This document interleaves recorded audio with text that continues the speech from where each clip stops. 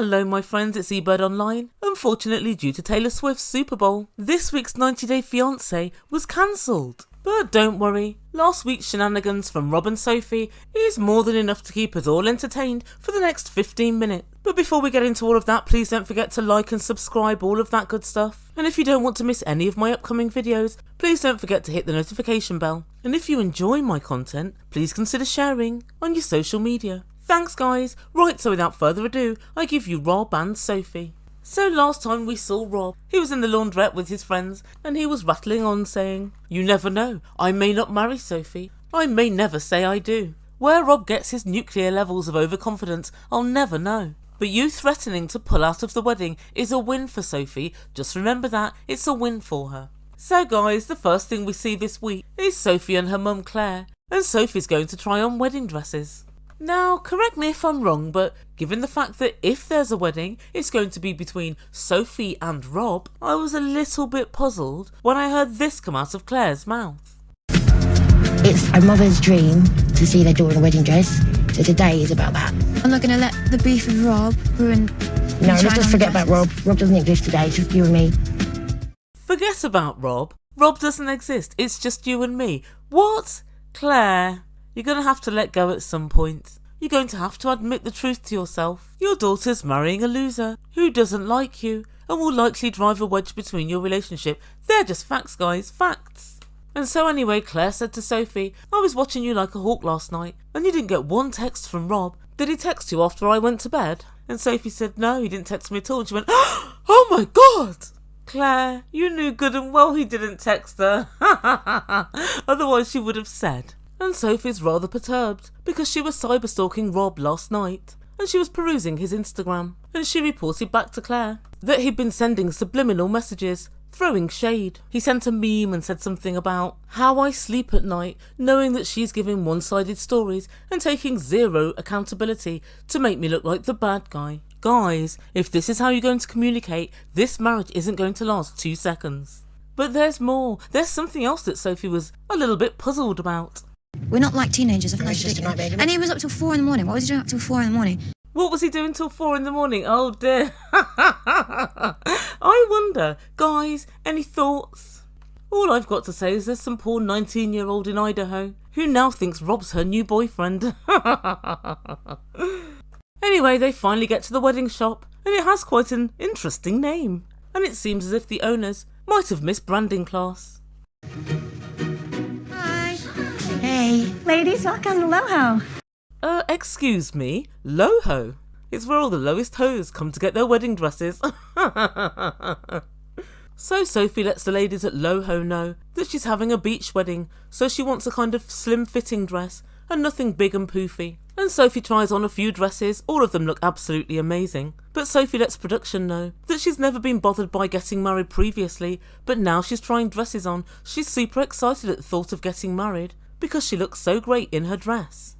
And like, it kind of makes me excited, I guess, to marry Rob, because it's like, I would look so nice in the dress. Rob was just a massive dickhead to me and my mom. But it's hard to be angry when you're in this like princess fairy wedding dress. I don't know if this feeling will last, but like right now I just feel great and I'm just forgetting about that. How you look in a wedding dress should have no bearing on whether you get married or not. If I didn't think it before, which I did, I definitely think it now. You're too young to be getting married. There, I said it. And before everyone starts cussing me in the comments, I'm not basing this on Sophie's age, I'm basing it on the way that Sophie acts. And speaking of fairy princesses, I've got every reason to believe that Rob will turn back into a frog the moment you marry him, if not before. Anyway, the second dress that Sophie tried on, which kind of went along with her beachy vibe, Claire didn't seem to like. Claire, what seems to be the problem? This is what I imagine for like a beachy vibe. It's a beautiful dress. I don't like it for your wedding though. You don't like it? No, it's got more of like, I don't know what to say. What's it? Like hooker vibe. Well, how does this have a hooker I don't know, vibe? it just has. It has a beach dress vibe. So I can just see someone in that on a pole. How? Oh dear, well, Loho by name. But they both loved the next dress she tried on, and Claire became overwhelmed and started crying. And she let production know that she was really unhappy because she knew she was finally losing Sophie. Oh Claire, I have a feeling she'll be back before you know it. Anyway, next time we see Sophie and Claire, they're back at Claire's hotel room. and it's unclear as to whether there was any decision on the wedding dress. But for what it's worth, I think that Sophie should go with the wedding dress that doubles as a stripper dress. That way she'll be fully prepped for married life with Rob. She'll be out working within the first month, and remember guys, she's going to have to spin that pole for 2. Anyway, back at the hotel room, Sophie's feeling in a better mood, and she decides the time is right for her to call Rob. Oh no guys, she cracked first. Well, at least we can be sure he's going to be relieved and receptive to her advances. Hello? Hey. What's up? Hey, could you come pick me up from the hotel? Okay. Send me the address again. Okay, I'll send it to you now. Alright. Okay, I'll see you in a bit. I'll see you in a little bit. Oh my god, baby girl, he sounds ecstatic to hear from you. Guys, considering that she's phoning him, I would have thought he would have struck a more conciliatory tone, but I suppose it is Rob we're talking about. And then Sophie asked Claire what she thought of Rob's tone. Do you ask me what I think he sounded like? Okay, go on. Okay, he sounded horrible, moody, Yeah. low-key depressed, Okay. kind of a little hint of sprinkle of like aggression in his tone, because he still wants to be like, he's in the right, you're in the wrong. Come on now, Claire, say what you really think. Guys, what we're witnessing here is pure, unadulterated hate. I don't know when I've seen this level of dislike previously. Oh, actually I do. Me and Big Ed. And you know, upon listening to Claire, I could really see that she was enjoying putting together her little smorgasbord of negative words for Rob. But I give her dues, it must have been quite a task to sift through all the available options and pick the salient words from an uber long list. Anyway, as Sophie's waiting for the little twerp to turn up, she decides to tell her mum a secret. She finally lets her mum know that she's bisexual. And the response was, well, judge for yourself. I told Rob that I'm bisexual. Oh.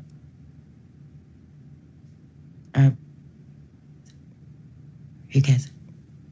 Ladies and gentlemen, boys and girls, Claire doesn't care. It's official. She's indifferent, she's unconcerned. She couldn't give a flying frig. Oh, until she could. Ding ding ding! Claire suddenly realises she can make capital out of this, for she can use it to get rid of Rob the knob. And as quick as a flash, Claire said, have you been with a girl? And when Sophie said no, she went, oh, there's no way you can get married to Rob unless you've been with a girl. You just don't know, you might prefer it. You might meet Mrs. Right. But Sophie was on to her and she said, Mum, don't just say that just because you don't want me to get married. And her mum said, it's really not, trust me. Claire, it really is, and we don't. Oh God, this has just dropped right into Claire's lap. She couldn't be more pleased. But it would seem as if Sophie seems to know what she wants. Yeah, but I know I want to marry a man. I know that. Oh, good Lord, Sophie wants to marry a man. Rob, pack your bags, you're finished. Unfortunately, Rob, you don't fit any of the descriptors for a man. Anyway, in the end, Claire settles on a fantasy which involves Sophie getting married, then having an affair with a girl, and then getting divorced. She really does keep on trying. Try as she might, she just cannot see those two together. And so anyway, Rob picks Sophie up, and in the drive on the way home, he's rather keen to get a few things off his chest. And so first up he wants to know, when Claire's slagging him off, does Sophie stand up for him? And Sophie said that she did, but then Rob said, well, where was that energy last night? You and your mum just piled in on me, and guys, what happened next was nothing short of nauseating. I felt mad alone. You weren't on my team. I didn't mean to make you feel like that, and I'm sorry for making you feel alone. I didn't mean to make you feel like that. Like you told me. I'm sorry. I am sorry. All right, I hear you. Wait, what? Sophie, why are you apologising? You said from your own mouth just 2 days ago, I want him to apologise. I'm not going home until he apologises. And I was apoplectic with rage because I thought, what's the point of him just apologising and it all goes away? Well, she must have heard me loud and clear because she hasn't required him to apologise now. She's apologising instead. Guys, I'm going to go and have a shot of brandy to calm down. I'll be back in a few minutes. Okay, so Sophie then tells production she only apologised to Rob because she doesn't have the mental space to keep arguing. And she just wants this conversation to be, well, pretty much over and done with. And she says she knows that he will never ever apologise first. I mean, sometimes it behooves one to apologise first, usually when it's inconsequential, trifling or irrelevant. or when there's such an impasse that there is no right and wrong, it's just two wildly differing opinions. But this is not that case. He was taken to task for 1, not having a job, 2, not having a toilet in his apartment, and 3, housing Sophie in the middle of the hood. He's had 3 years to get his shit together, he hasn't bothered to do it. That's what he was being pulled up on. And all things considered, Claire pulled him up quite politely, I thought, compared to what she's capable of. And at the first mention of any inadequacy on his part, he flipped out. He started shouting and swearing, telling everybody about their parts, and just basically behaving like a little brat. Even when Rob told his friends, I was pissed off, so I started shouting, they went, oh, we know how you can get. Even they know. You're legendary for your bad temper, Rob, it would seem. Sophie, this is a real problem, which you need to address sooner rather than later. And so, the final time we see the couple this week, they've arrived home, and they decide to go outside into the courtyard and talk. And thank the Lord, it seems as if Sophie has come to her senses. They both sat down, and Rob said, I felt left out on my own. And Sophie said, oh good Lord, there's only so much that I can actually take. He just wants to sit there and feel bad and make me feel bad. I do have limits. I've apologised to you for my part in it. Rob, what I want you to apologise for now is being disrespectful to my mother for raising your voice. And guys, almost the unthinkable happened. You don't have to apologise to me. I'm sorry I yelled at your mom. Okay, I'm sorry you. I raised my voice. Thank and I'm you. sorry Okay. that I said things that I really tried not to say. But she wasn't finished at that. She also decided to tackle Rob's idiocy on social media. Honestly, he behaves like a 13-year-old. Apparently he sent meme after meme after meme, saying things such as, I've always had myself, so I'm going to be good alone. And another one saying, when she buys you a meal one time, and then she acts as if she takes care of you. Another one said, ooh, like I'm going to act emotionally intelligent to people who aren't emotionally intelligent. And apparently it went on and on and on. Guys, I thought he'd just done one meme, which in itself is toxic, but whatever. But apparently he did it every hour on the hour. And it seems as if Sophie remembers each and every one. Oh, these kids. But guys, Rob tried to, deny it to Sophie. First he said, it doesn't mean it was directed to you. And then he conceded, even if it was scarily accurate, you don't have to look at my Facebook and my social media. Rob, she does. She needs to check you're not copping off with other birds like you usually do.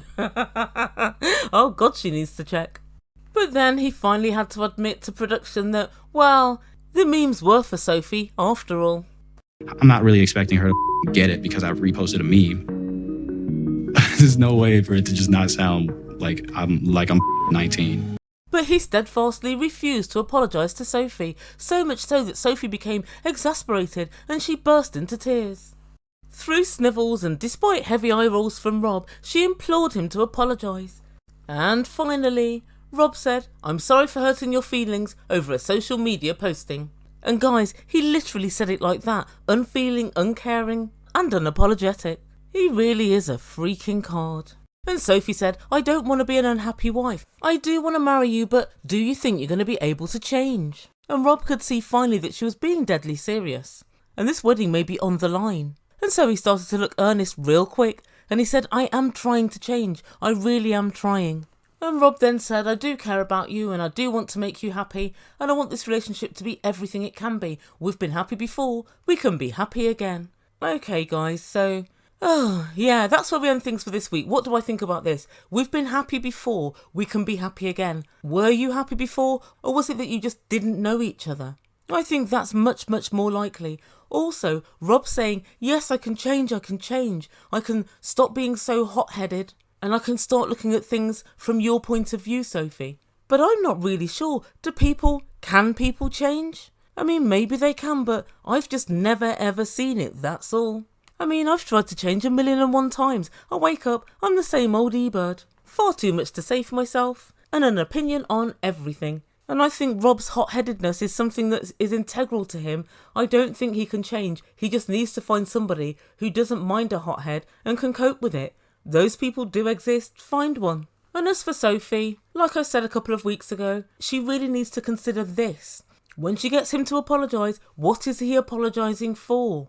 he should be apologising for not bothering at the age of 33 to get a job to provide for himself. And at the moment he seems to have absolutely no plan for how they're going to get out of the shit. And bearing that in mind, I just don't know how this relationship can work. His main plan that I've ever heard so far is to humble Sophie and bring Sophie back down to earth and knock Sophie down a peg or two. That's his grand plan. He's not planning to better himself, or he's not even planning to attain the same level as his sister. He's got one eye on Sophie's supposed family money and the other on humbling her.